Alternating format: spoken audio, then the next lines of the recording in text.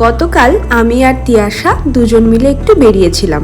আমাদের চাঁদপাড়ায় সুরবাণীর পক্ষ থেকে চাঁদপাড়া আমতলা মাঠে একটা অনুষ্ঠান কাম এক্সিবিশনের আয়োজন করা হয়েছিল, আমরা সেখানেই গেছিলাম। এটা ছিল সুরবাণীর পক্ষ থেকে আয়োজিত বসন্ত উৎসব।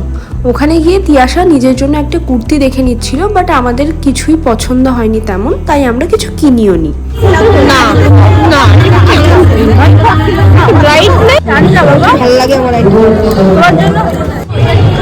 আমরা দেখে দেখে সবকিছু অকাতকে বাহারি করি।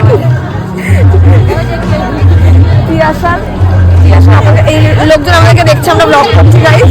হ্যাঁ, এবার আমাদেরকে ইউটিউবে দেখবে, তোমরাও দেখো, প্লিজ সাবস্ক্রাইব। দেখো, বাইরে বেরিয়েছি আর বাইরের খাবার খাবো না, এটা কি কখনো হয় বলো তো?